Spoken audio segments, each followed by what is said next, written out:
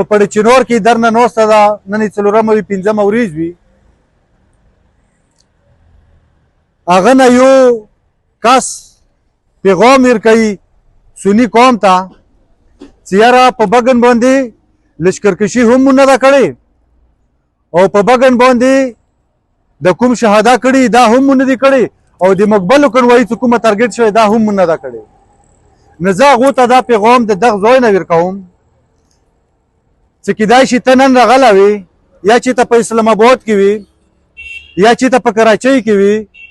نو ته راشه د خپل مشر سره نن کښېنه چې تا کوم سیکرټري و جلال چې هغه همدغه سټیج نه چې د نن کوم سټیج نه ته بیان ورکوې همدغه سټیج نه هغه دا بیان ورکړی ده چې که ما چېرته د مقبلو کنوایي نه وای والی نو ما سره به دا ظلم نن نه کېدو. بله اشاره یې ورکړې ده چې که په بګن باندې ما دا ظلم نه وای کړه نو ما سره به نن دا ظلم نه کېدو. نو ته لاړ شه نن هغه مشر سره کښېنه چې آیا ته په رښتیا وایې که تو مشر په رښتیا وده. زه تا ته دا وایم د تا خبرې سره به زه اتفاق وکړم چې بلکل بګن تو نه ده واله او نه په تا کې دومره جرات شته چې تو بګن واله وای. خو لوټ مار ته راغلی وې لوټ مار ده کړه ده او که تو کې دا جرات وای نه بیا به په بګن کې ته شل منټه بعد تښتېدې نه بیا به ته وسوار شوی وای. خو تو نن داسې ځایونه چېړلي دي چې ته به په خوب کې هره پاڅېږې د اوتیزي قوم نه ما بخلې. خو دومره به درته وایم چې د نره هر یو شی چې کوم ده په بدل ده. نن که ته ما خاموشي ګورې د ما خاموشۍ نه ته دا پیدا دا سوچ ونه کړې چې سني قوم کمزوره ده یا سني قوم بېوسه ده. الحمدلله دا خبره موږ په جار کوو چې هغه ترې نه ونیسه تر څو پرې پرې چې څومره سني ده هغه نه کمزوره ده نه داوس ده او نه بېغیرته ده. خو که نن د سني قوم عوام نن خاموش ده هغه صرف په کې وجه خاموش ده چې هغه خپل مشر ته غېږ نیوله ده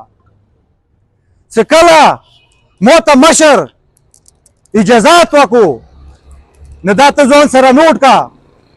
ته خو به هغه ځای نه دمکۍ کوې موږ دمکۍ نه در کوو موږ به انشاءالله عملي کار کوو. د هر یو شي به زه تاسو سره کښېنم په میز باندې به خبرې زه سره وکړم خو په دوو شیانو باندې دا ځان سره دماغو کې واچوه چې په دوو شیانو باندې چې یو ناموس ته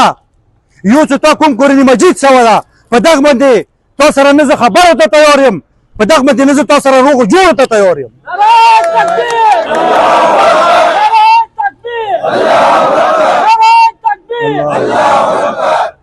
شیعه قوم د یوه خبره بار بار کوي چې ما کنوایي اوتیزي قوم نه ده والې ما مړې اوتیزي قوم نه دي کړې خو زه د اوتیزي خاورې نه لګېدلی یم. نو زه نن د دغه ځای نه دې ته زه دا پیغام ورکوم چې موږ ته تا نرخ معلوم شو که زه هر چا والی یم د ما ځای معلوم ده لذا دا عرفاني کلي نه زه لګېدلی یم. خو دا خبرې ما ځان سره یاد وساتیو چې هغه ورځ ډېره رانږدې ده چې په لیزای کې به زه غرې کوم لیزای کې. خو د الله نه مو امید ده زه په دې باندې د شیعه قوم شکریا ادا کوم چې نن د بګن ویل د اوتیزي قوم ویل دا